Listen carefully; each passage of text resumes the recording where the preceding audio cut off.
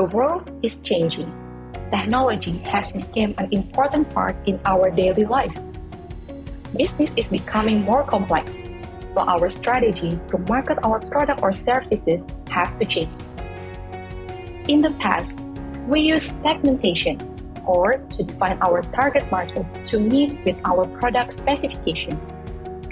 We can define our target market by demographic, geographic, psychographic, level of income, or any other aspects.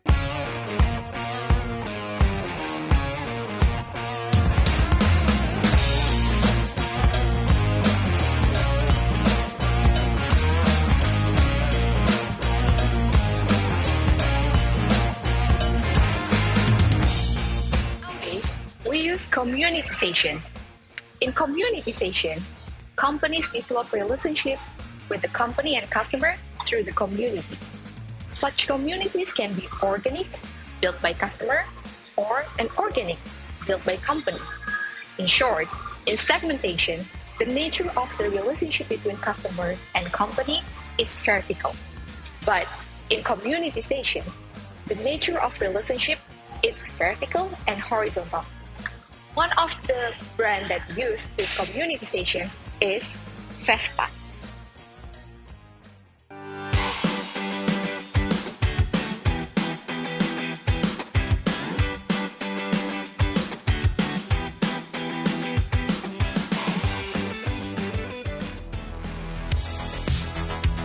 The Vespa story begins right after the Second World War in Italy. The Piaggio family decided to reinvent their business by addressing Italy's need for modern and affordable transportation. Enrico Piaggio had an idea for a two-wheeled vehicle that would be inexpensive to produce and reliable, perfect for struggling Italians who still need a way to get around. The first vehicle was created in 1946 from spaced aircraft parts that were actual pieces of landing gears from Mussolini's airplanes. It was designed by Corradino de Ascanio because of the unique design, especially the front handlebars and its sounds. It was named Vespa, the Italian word for West. Piaggio sold 1 million Vespa in 1956, and now more than 19 million bikes zipping around roads in 5 continents. At the beginning, Vespa was targeted for the middle class in Italy who needed a vehicle at a more affordable price. As Vespa popularity increased, Vespa now offers many types of models and sophisticated features in their scooters. Vespa focuses segmentation on demographics and psychographics. They segmented for the youngster with average age of 18 to 35 years old. In psychographics, Vespa focus on people who want to pay a little more money to get extraordinary experience in riding scooters and are also concerned about fashion. For example, this Vespa 946, the result of collaboration with Christian Dior, which has listing price of 465 million rupiah, which several units has been sold in Indonesia. In summary, the difference between traditional and new wave marketing are in how they manage brand communication with their customers. In legacy marketing, the communication are usually vertical with customer seen as individual, while in digital marketing implies horizontal communication, where each customers are treated as social creature that tends to make community of people with same interest and passion about some brands. Nowadays, instead of doing traditional marketing activities like advertising on paper or on TV, Vespa, with its strong brand positioning, chooses to do their marketing with its community. Vespa community is quite large and spread around the world. The second biggest Vespa community in the world is in Indonesia.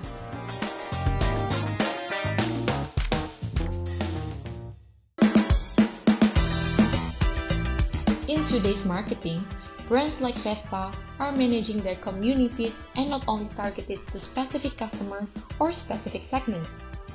By using digital marketing, it can have a high impact and low-cost marketing strategy. The latest marketing they did in Indonesia is launching its Vespa Sprint 10 Anniversary Limited Edition through collaboration with major Vespa community in Indonesia. Also, there is the collaboration with Arif Muhammad, who buys 100 Vespa scooters to create a new Vespa community. Hello, this is Mr. Sean for the owner of the Vespa Korea. And this is my friend, Mr. GC. We are going to interview of the Vespa in Korea.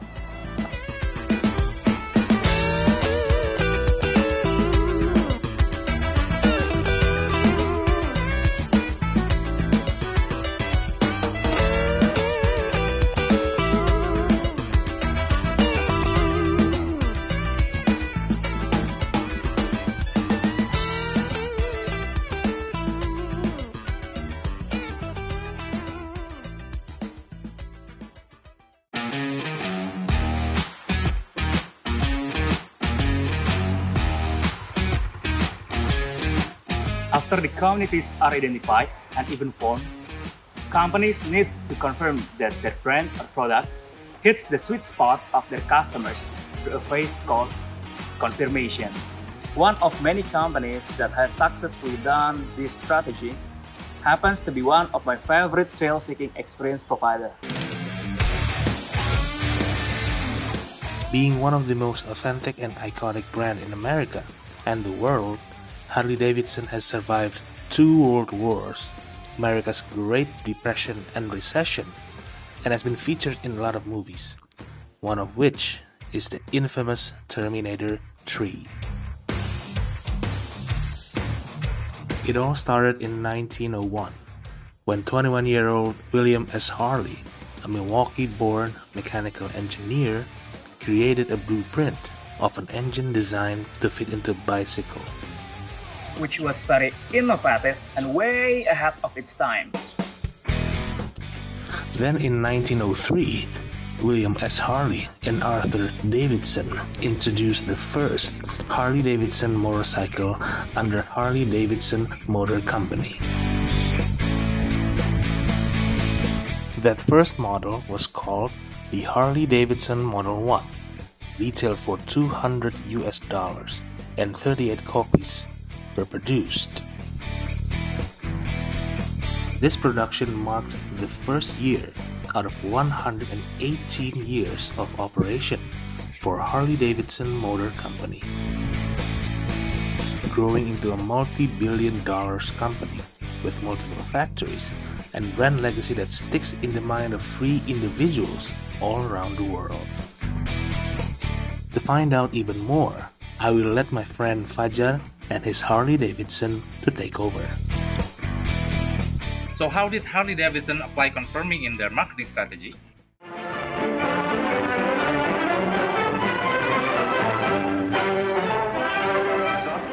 The motorcyclist becomes of more and more vital importance, not only for the carrying of messages, but for liaison and reconnaissance work.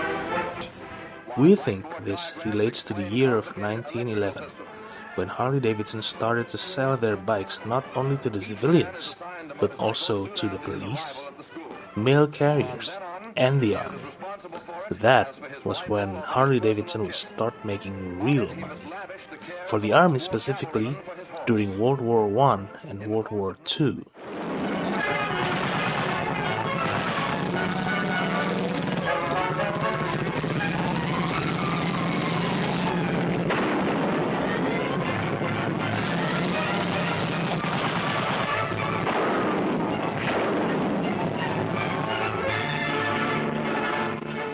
So after the World War I was over, around 1948, a lot of soldiers were missing the thrill of riding the motorcycle.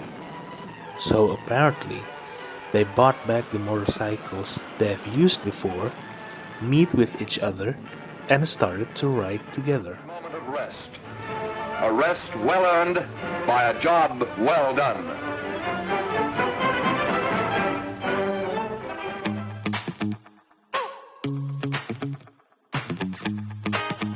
Unfortunately, this movement was later known as the most outlaw motorcycle club in history. the Hells Angels, but that's story for another day. So we can fast forward to 1983. It seems that Harley's management recognized that the brand had developed as a community-based phenomenon. Introducing HOG, or Harley Owners Group. Harley's commitment to building a brand community, which is a group of passionate consumers organized around the lifestyle, activities, and ethos of the brand. This movement hit the sweet spot among the Harley owners around the world. Furthermore, the success were contributed by the three criteria of confirmation phase in new wave marketing. So relevance, activity level, and number of community network. Relevance means the similarity of goals, values, and interests of PBI that exist in the community with the company's character. Activity level means how active the community is. Are the members in the community really active, or is it just a list of names? The latter is not called a community but a database. Number of community network means how many networks are owned by potentially can occur between one community with another community. So it's not just how many community members there are. All those criteria are reflected perfectly in HOG. This is an active and successful group of people with shared values of freedom, unity, and solidarity. Branching all over the world together constantly to remind themselves what does it mean to be a Harley-Davidson rider. How does it differ with corresponding legacy marketing? In this case, it is called targeting.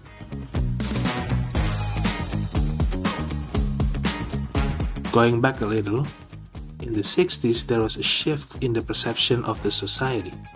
Streets are filled with peace movements, band concerts, and anti-war agenda all over the country. Harley-Davidson brand happened to be perceived at that time as violent, outlaw gang members, bad in general. This situation was then utilized by a Japanese competitor, Honda. With this current situation, Honda uses targeting strategy to basically target the opposite demography Harley-Davidson represents, which is nice people, accountants, housewives, and small businessmen. It can be seen clearly by the ad they made back then. With Honda's cam-type brakes on both wheels, you stop on a dime. You'll have a lot of fun riding a Honda. Of course, if you must have four wheels, how about another Honda?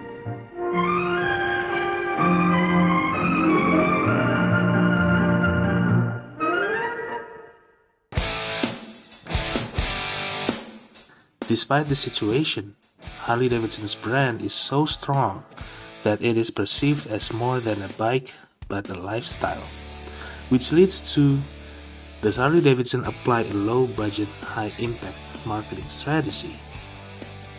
The answer is yes. Some of Harley-Davidson's advantages are name recognition, brand loyalty, brand quality, and customer loyalty. It is something that stems through innovation and more than a century of experience.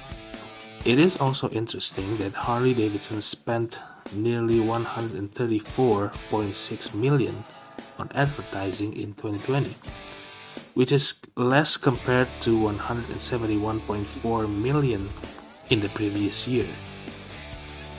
This must relate to how Harley-Davidson has retained its popularity and cult status, primarily because of its loyal clientele base, still focusing on its main principles such as the quality of the Harley-Davidson bike and the ultimate Harley-Davidson experience. Teman-teman sekalian, saat ini saya sudah bersama salah seorang tokoh dari Harley Owner Group Jakarta Chapter, yaitu Pak Sony Wibisono.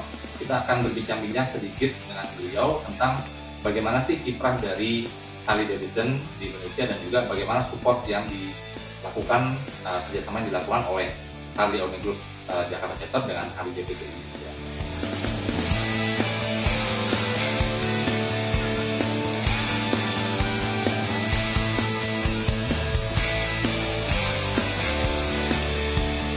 life is definitely different on a Harley. It's the Ferrari of bikes. Very good things happen on a Harley Davidson. Had it for me for 15 years.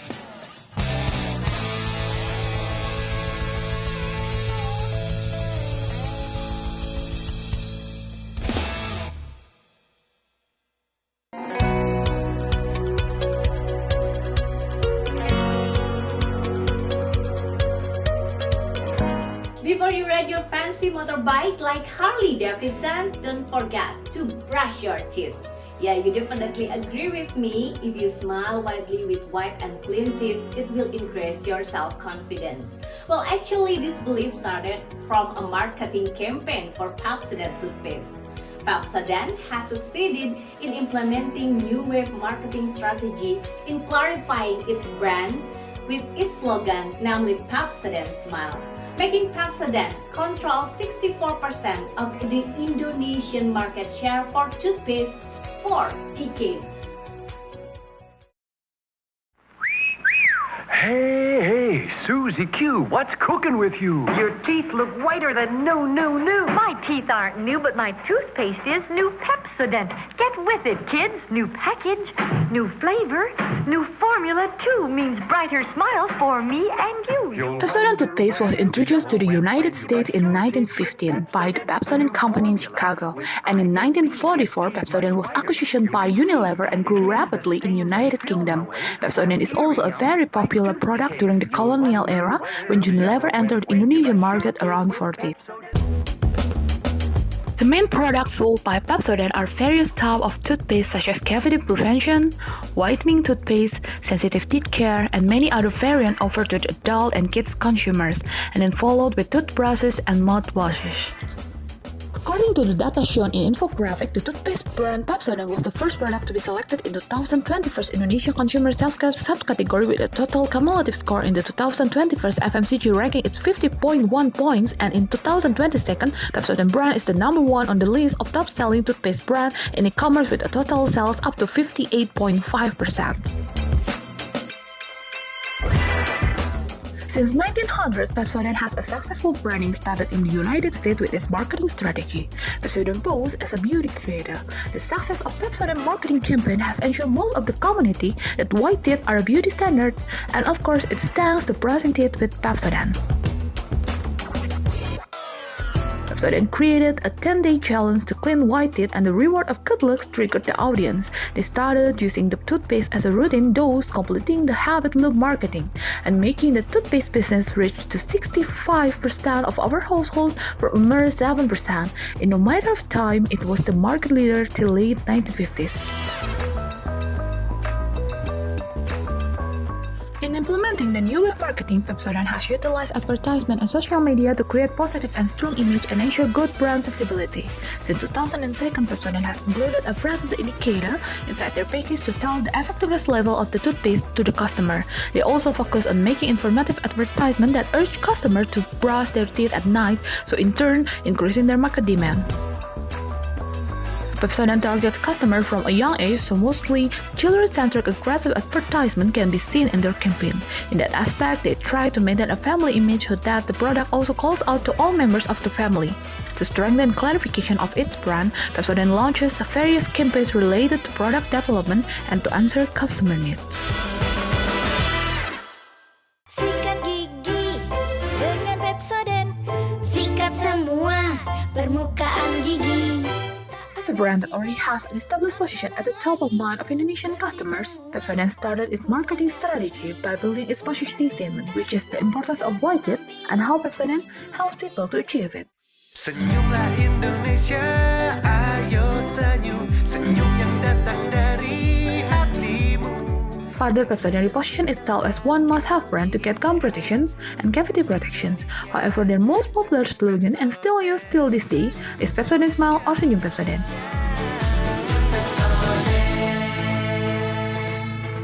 Yuk, ikut dan dukung Senyum Indonesia, Senyum Pepsodent. Starting with only a few commercials, until the help of every top of Indonesian public figures, Pepsodent keeps on marketing their product as one must item to complete an individual's overall look.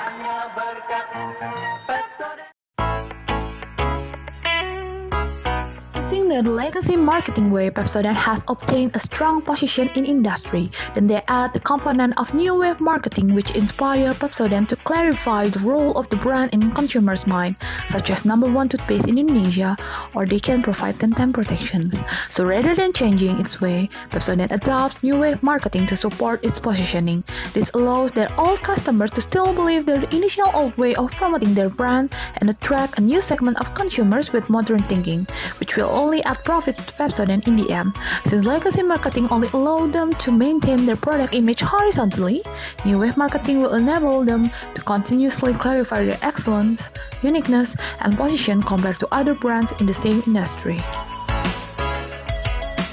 A low-budget, high-impact strategy is used in marketing because expensive advertisement exposure does not necessarily translate to increased sales. Also, target consumers need to hear our marketing message at least 7 times to influence buying decisions. Pepsodent knows that marketing is like a marathon. Slow and steady one will win the race. Data from Top Brand Awards show that Pepsodent has won the brand index for years consecutively for the toothpaste category. They are at the top of more than 64% of people's mind and the leader in toothpaste market share. Thanks to Pepsodent's low-budget, high-impact marketing clarification strategy using used and approved by Indonesian dentists and whitened it in a weak slogans since 1930 or around 90 years. To increase market penetration and win the competition among the other brands, Pepsodent has carried out brand extensions and always succeeded in capturing the market.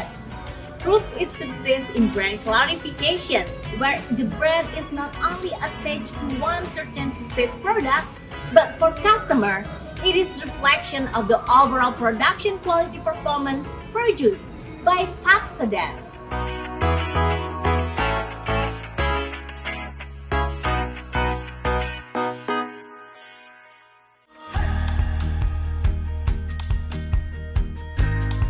Healthy and weighted are the key success to increase the match in your dating apps. But for the Muslim fellas out there, the most important thing is to choose the safe and the healthiest dating apps for a Muslim like us.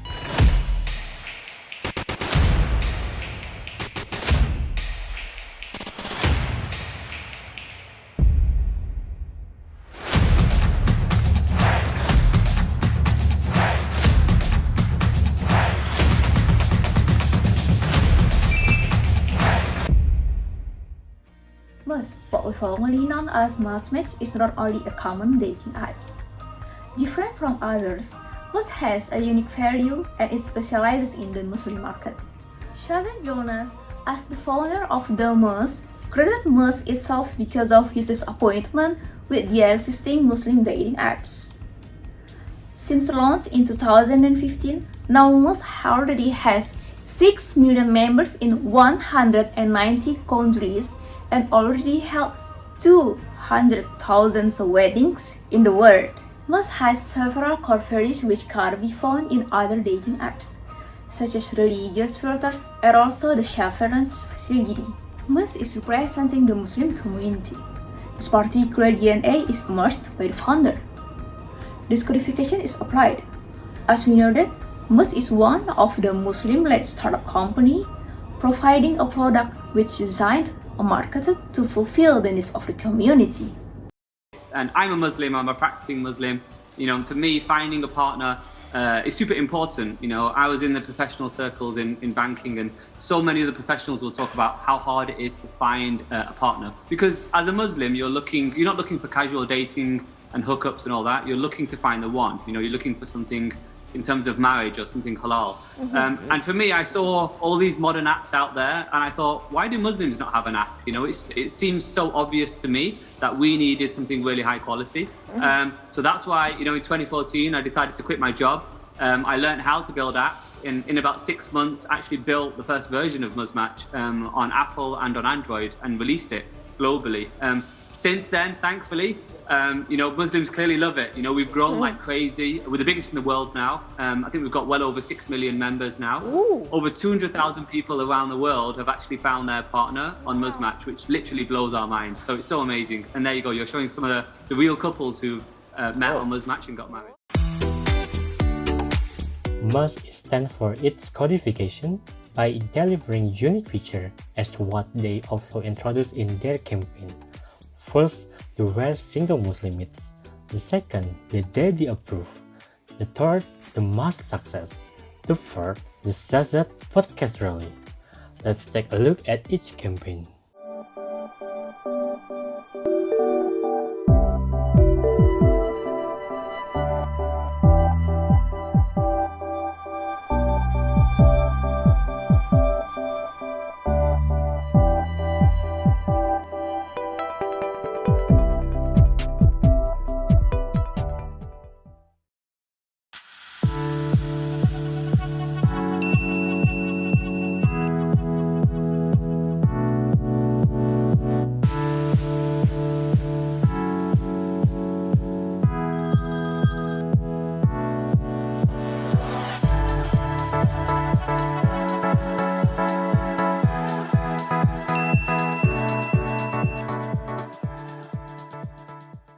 Hi, my name is Fiza, My name is Gibran, and we met on Musmatch. winter of 2018.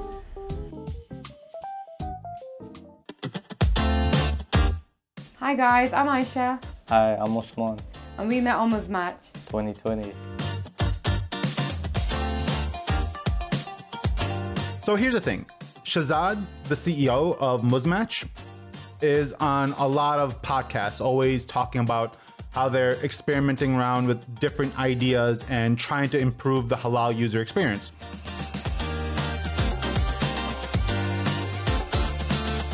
In Mas, the codification was discovered through the offer of providing a matchmaking platform for the Muslim-only users. This makes the service is more authentic compared to the similar mainstream businesses. In the developing Europe landscape, matchmaking service providers find it increasingly difficult to establish product positioning and differentiation, so that it is not easy to replicate and become the main choice for users. Mars was identified as having a cut up to the DNA level. This DNA has been seen since the establishment of their business platform, where the product development target Muslim as the main user. Must connect more with customers by being able to create personalized product for specific customers, so that they don't resemble mainstream products that were at launch. Various matchmaking applications such as Tinder, Tantan, Bumble, and other similar applications provide differentiation for customers. Differentiation is reflected in the various features offered between platform or products as a general dating app. Unlike the case with Mas, they offer originality as a form of codification where their products are more personalized to their customer needs, and the platform purpose is more focused on marriage. For its service branding, Mas used the community marketing concept that targeted the Muslim community. It starts from the trouble experienced by the founder with the regular matchmaking or dating app. He realized that Muslim users, especially in Muslim countries, are not connecting or going out with casually. But the services available are often not concentrated across the purpose of commitment. With its community marketing strategy, and if we can call it blue ocean marketing strategy, the Mas service grew and gained 6 million users in 2022 since its founding in 2011. Taking the advantage of Islamic law concept and halal advertising, Mas has a relatively low budget marketing because of their users that willingly spread the experience. As we come to the end, I will summarize that this new wave of marketing can be implied in Muse. Compared with competitor, Muse stands for its unique DNA of the Muslim marriage app, which has its own philosophy and many unique features. We would like to wish to all the Muse users who may happen to watch this video will find what they are looking for in this app. Last but not least, good luck and best wishes!